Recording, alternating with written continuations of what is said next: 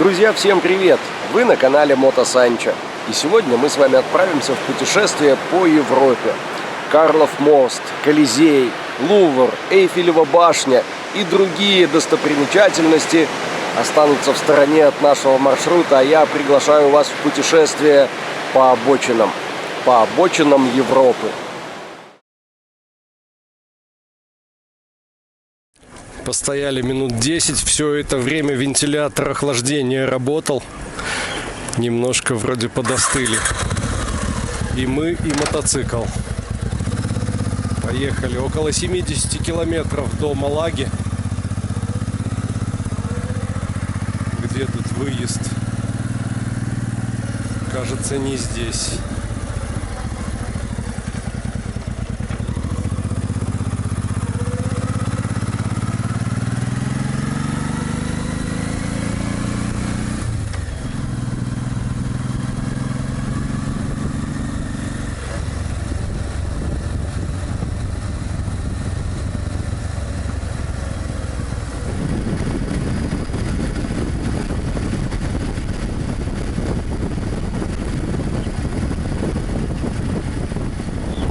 Вы только гляньте, какие горы!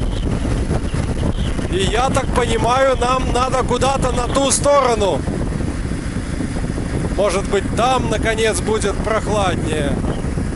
Сейчас все мысли сводятся к одному. К прохладе и воде.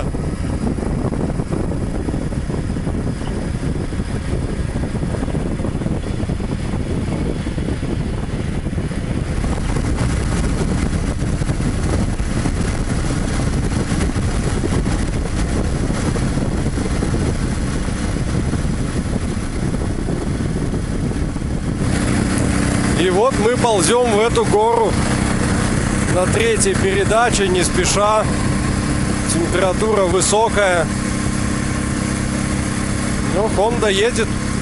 Мы тоже пока держимся. До Малаги остается 50 километров. И там надо будет перепроложить маршрут от Малаги на Альмерию вдоль побережья. Была дорога на Альмерию, там чуть раньше ушла налево. Но она опять же идет по жаре. А нам хотелось бы ближе к морю, ближе к Средиземке и найти место, где покупаться и переночевать. Подумали вот, что завтра, если будет днем такая жара, то никуда не поедем, а останемся на месте возле моря. Лучше ехать потом долго-долго ночью и в темноте искать место для ночлега, чем так жариться в полдень. О, почти красная зона. Нам бы тенек, где постоять. Вот, например, под деревом. А то рискуем запороть мотор.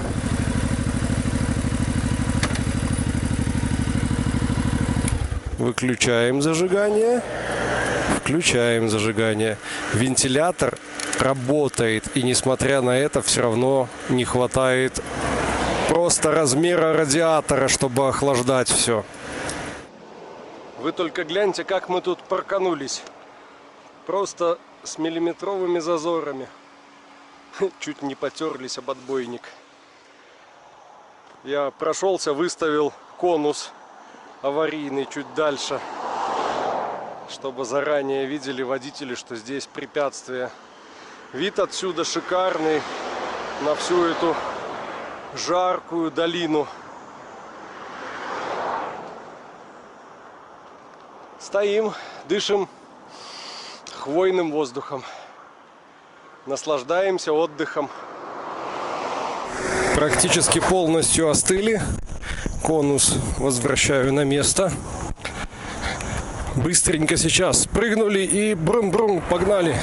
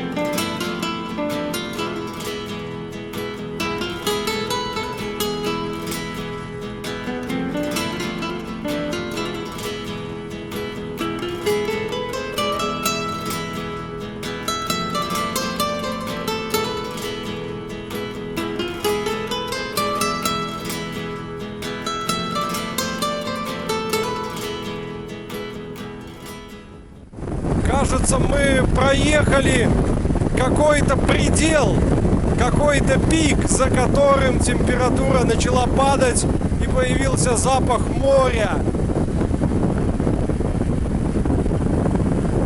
Свежий ветер задувает, сразу стало веселее. На термометре уже 36. Ну это ли несчастье?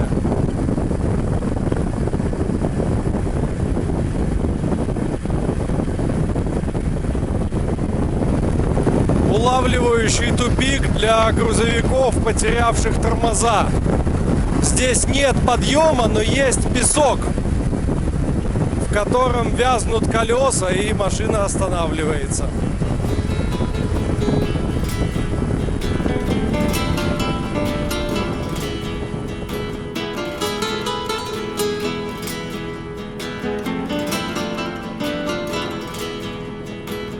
А вон еще один бык стоит слева на горе. Их, оказывается, здесь довольно много. За сегодня третьего видел.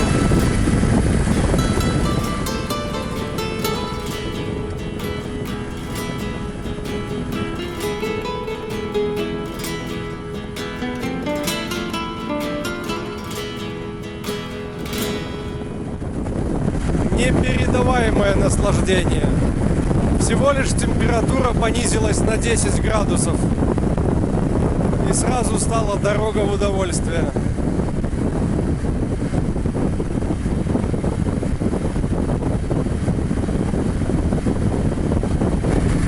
Спуск с гор очень долгий, затяжной.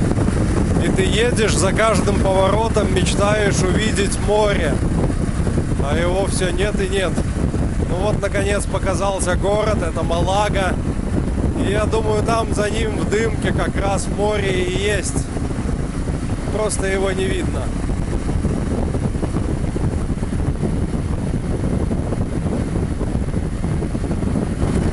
В саму Малагу мы не пойдем. Сворачиваем на Альмерию. В Малаге, кстати, живет семья, за приключениями которой я слежу в Ютубе. Это канал 5 капитанов. Они купили себе очень дешевую и очень большую яхту, на которой сейчас живут, потихоньку ремонтируют, зарабатывают деньги, рассказывают о жизни в Испании. Полиция поехала навстречу.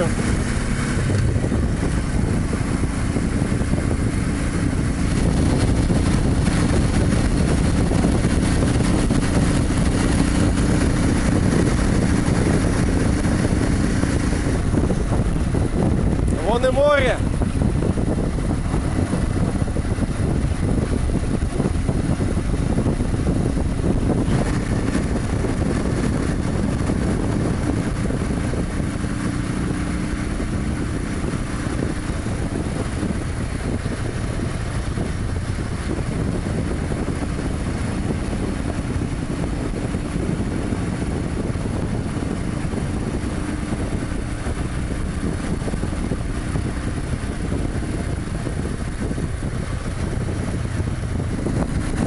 Мы ушли с автострады и сейчас будем спускаться к морю.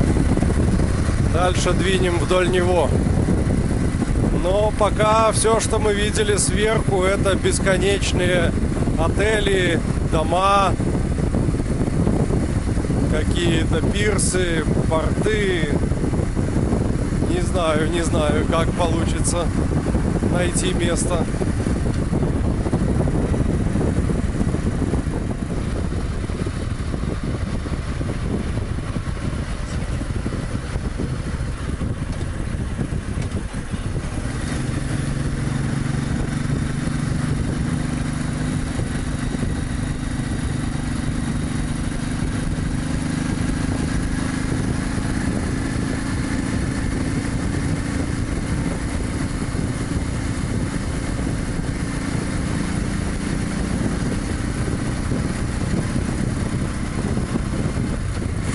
вот мы въехали в небольшой приморский городок. Обратите внимание, как отличается прибрежная Испания от той Испании, которую мы видели там, за горами. Я думаю, что-то похожее вы найдете в Турции, в Италии, в Хорватии. Везде, где есть море и где есть постоянный приток туристов. А настоящая Испания, кажется, где-то там.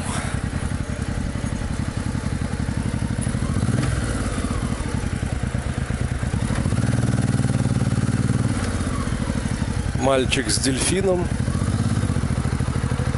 отдыхающие с моря.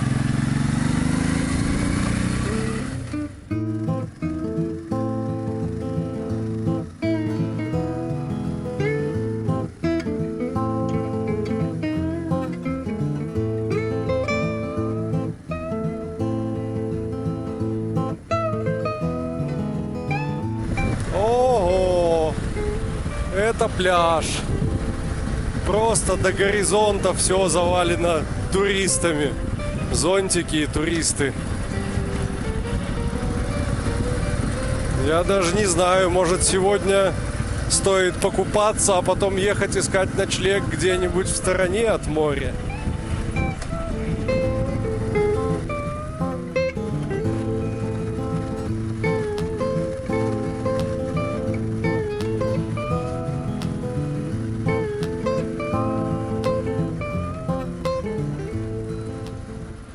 Итак, мы по этому курортному городку все едем и едем. Он какой-то бесконечный. Выездов к пляжу видели много, но места такого, чтобы спокойно остановиться на ночь, точно нет.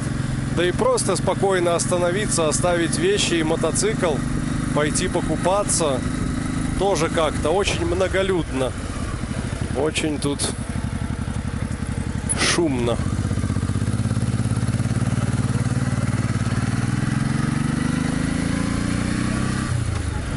А вот уже город только слева, а справа непосредственно пляж.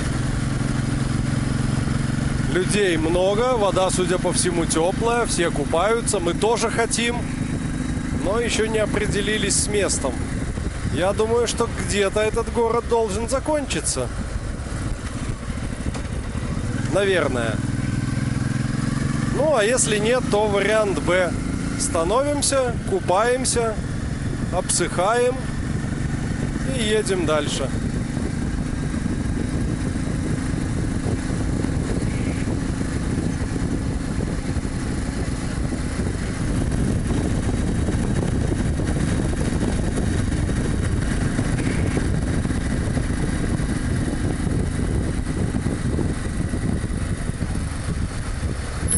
Мы тут нашли место, где стать, посидели немного, подумали, погуглили и решили посмотреть на кемпинге. Построили маршрут до ближайшего более-менее ничего такого. Поедем, спросим, что почем. Короче, все как в Адлере, не хватает только железной дороги. Но в остальном сходство 100%.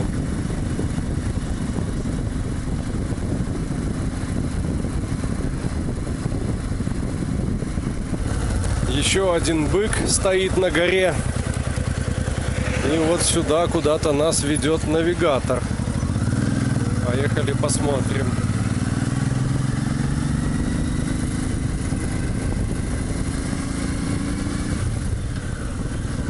У нас, кстати, загорелась лампа топлива. Надо будет заправочку найти. Куда-то мы заехали.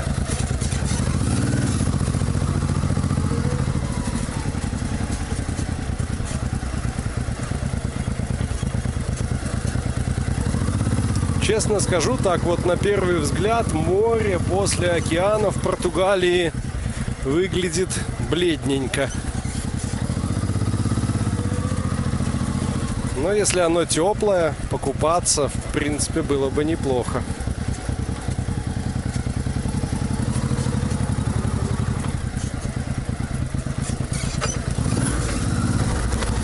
Навигатор показал, что мы молодцы, приехали, но по факту приехали мы куда-то не туда. Судя по всему, заезд не от пляжа, а заезд вот откуда-то от той дороги, где мы пробирались. Ого, сколько кемперов. Может, вот это кемпинг и есть? Эль Харнила Плая. Да, вот это походу оно.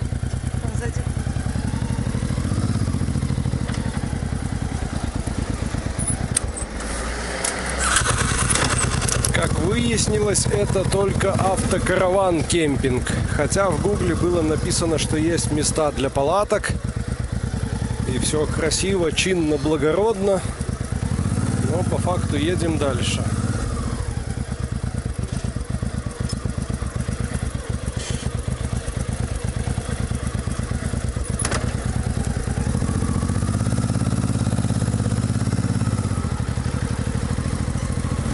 Я тут еду и ловлю себя на мысли, а не одностороннее ли движение на этой дороге? Очень уж как-то подозрительно все в одну сторону машины стоят. И мы ехали в одну сторону. Очень похоже на то. Вот ладно. Пока вроде пробираемся.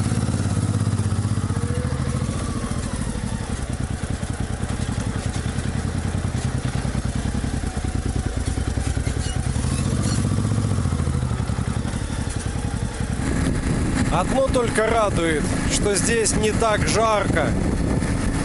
35. Очень приятная температура после 46. Едем, ищем, смотрим. Пока ситуация такая себе. Вон есть кемпинг Лагуна Плая, указатель. Попробуем.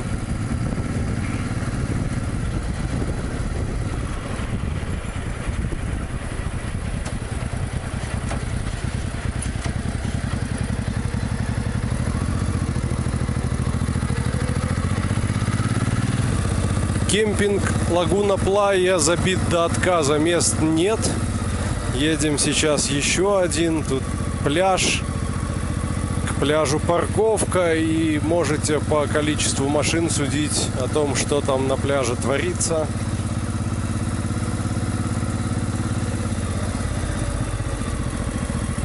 Ох-охо.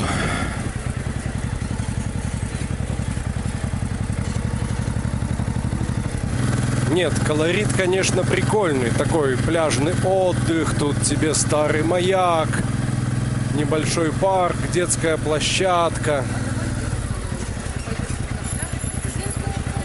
Надо найти парковку.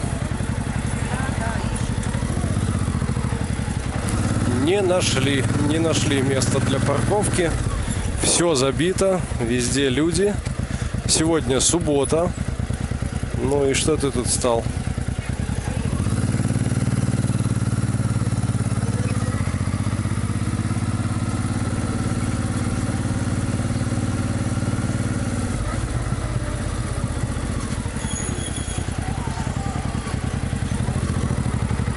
Это какой-то туристический ад.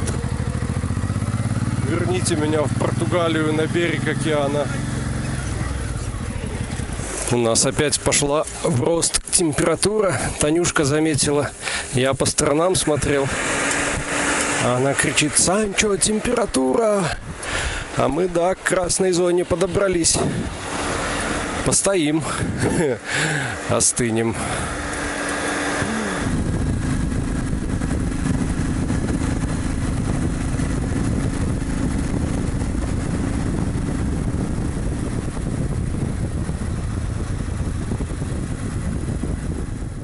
Кажется, мы нашли место как минимум для того, чтобы покупаться. Приткнули мотоцикл прямо на обочине возле пляжа. Смотрим на знаки. Конец всех ограничений. Можно парковаться где хочешь. И тут же сразу песочек. Все будет под надзором. Айда, переодеваемся и в воду. Сил больше нет. Пойдемте, потрогаем водичку. поплескаемся и поедем дальше. Ну, водичка, я вам скажу, хороша. Водичка теплая. Немножко мусора плавает, но при этом пальцы на ногах видны. А это водоросли. Яхточки, кораблики, курорт. Вот поэтому здесь и бронируют места на кемпингах за месяц, чтобы приехать и отдыхать, а не вот так вот, как мы, наскоком тут мотаться и искать, где бы приткнуться. Но тем не менее мы здесь, мы купаемся. Кайф. Купались здесь до заката. Вода теплая, чистая. Мишка до сих пор ныряет, никак не можем его вытащить. Солнышко уже спряталось за гору, и надо бы куда-то ехать. Но именно сейчас, в моменте, можно просто отдохнуть, насладиться. Ясно, что сегодня снова будем искать ночлег где-то в потемках. Но эта проблема будет позже. А пока кайфово. На ужин мы устроились прямо на берегу моря. Здесь есть беседочки, столики, лавочки, тенек. Он сейчас уже везде тенек. И вот мы сегодня купили испанских огурцов. Один где-то в коляске пострадал. Помидор. У нас есть колбаска. В Испании очень интересно готовят колбасу. В нее добавляют какую-то красную приправу. И вся колбаса внутри такая красная. Может быть из-за жаркого климата, может еще из-за чего. Также у нас есть колбаска вареная. Варилась она прямо в коляске при температуре 46 градусов по Цельсию. Поужинали, а вокруг, кажется, начинается вечерняя жизнь. Где-то вдалеке вон замигали огни ночного клуба. Какая-то приморская дискотека. На мысу работает маяк. Кто-то пришел покупаться ночью. А мы возвращаемся к мотоциклу. Пора ехать. Ну, мы так собрались уже вроде ехать. Давай строить маршрут. Подумали, уходим из Испании. Здесь жарко, здесь дорого. Погнали во Францию. Ну и какой там французский город у нас ближайший? А ближайший город это Тулуза. Вот он. И есть два варианта. Во-первых, это 1256 километров дороги. Либо вдоль побережья, через Мурсию, через Валенсию и в Тулузу. Либо через Мадрид. Но через Мадрид я не хочу. Мы сегодня ехали по центральной Испании. Там мы запечемся. Поэтому выбираем дорогу вдоль побережья. И ехать будем еще 2 дня. Может быть, еще где-нибудь остановимся покупаться. Мне сегодня формат понравился. Мотоцикл за это время, естественно, весь остыл. С охлаждением, думаю, сейчас проблем возникнуть не должно.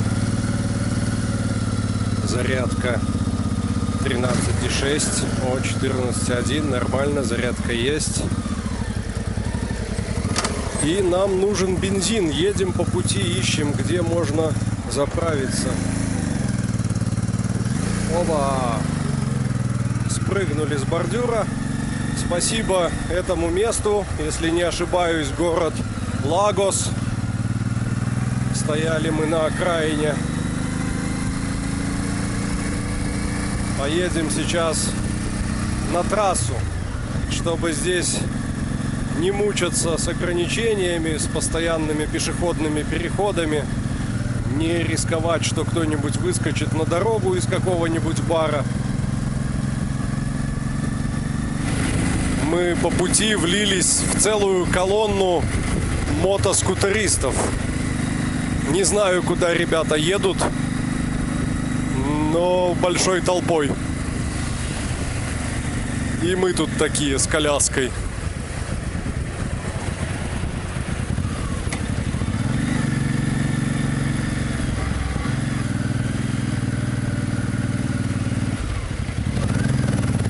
Я тоже хочу поучаствовать, что-то пообсуждать. Ола!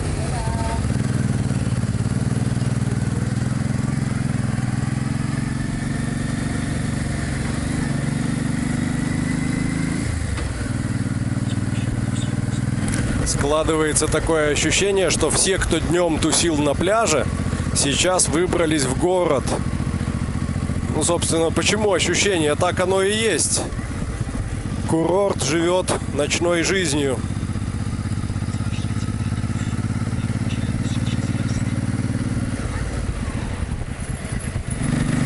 Кажется, я вижу впереди заправку.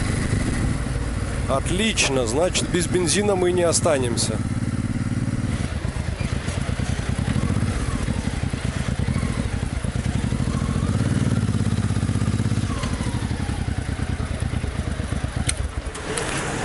Залили полный бак. А заодно зашли в туалет, умылись, смыли соль хоть немного. Ясно, что все соленые без душа, но хотя бы руки и лицо, и шея стало немного легче. Танюшка очень верно подметила на днях. Мы ехали, разговаривали. Она говорит, кто ж виноват, что у нашего папы хобби быть бомжом. Я вот с тех пор вспоминаю и смеюсь. Сам с себя, наверное. Потому что по факту, да, хобби оказаться вот в таких условиях, где у тебя минимум удобств. Где ты на обочине, опять же, насколько перекликается с названием цикла наших видео, ты оказываешься на обочине жизни. Вот сейчас курорт, люди гуляют, отдыхают, сидят с бокальчиком вина где-нибудь в парке, наблюдают за прогуливающимися мимо парочками. И тут вдруг, откуда ни возьмись, на старой Хонде с ижевской коляской Санчо и семья. Здрасте, мы тут сейчас встанем, будем тут купаться. Ну, на самом деле, я не думаю, что мы создаем кому-то неудобство и дискомфорт. Мы стараемся никому не мешать. Стараемся делать так, чтобы нас не было видно. Мало того, еще и дорогу уступаем. Вот, пожалуйста.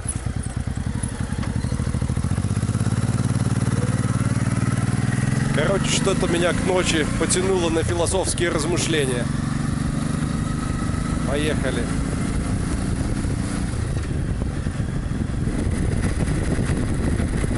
Едем вдоль самого берега.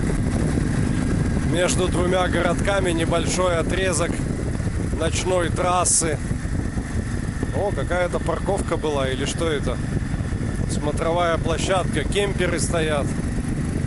Но там все асфальт, палатку поставить негде точно.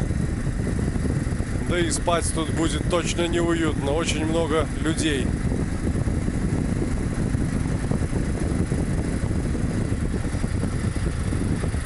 На пляже люди с фонариками сидят. За столиками там пляжный ресторан. Красота.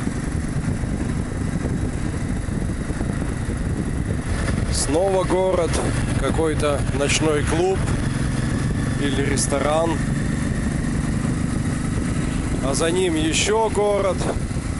И так на многие сотни километров. Все побережье. Чего мы сюда посунулись вообще? На что мы тут рассчитывали?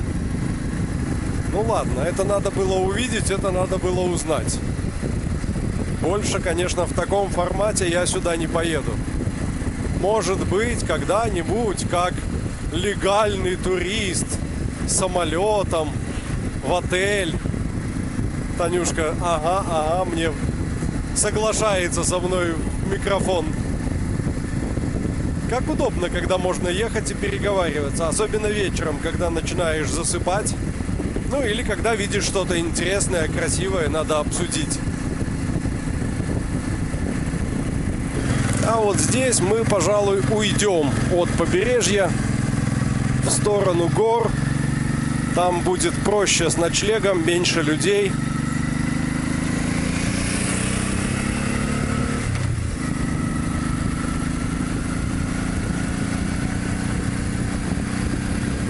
Кажется, такие ночные поездки становятся у нас традицией.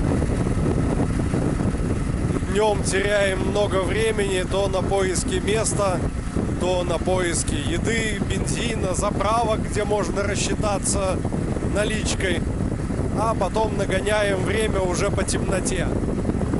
Кстати, по темноте ехать приятно, прохладно.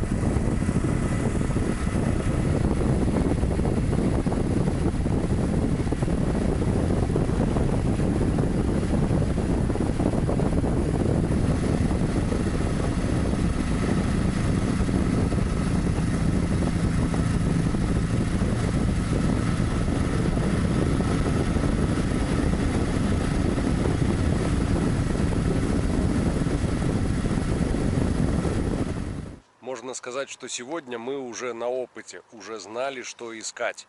Дело в том, что в Испании в районе скоростных шоссе на развязках часто делают очень большие треугольники между сходящимися и расходящимися дорогами. И на этих треугольниках земли растут высокие кусты. Если находишь дырку в отбойнике и получается сюда заехать, то все, ты в шоколаде. Ты среди этих кустов стоишь, тебя никто не видит. Ну, условно, ночью тебя никто не видит. Утром, возможно, тебя будут замечать, но кому ты уже утром нужен? Если что, excusez-moi, собрался и уехал. Ну, а сейчас укладываемся спать. Завтра снова день больших дорог. Всем спасибо, друзья, всем счастливо и всем пока.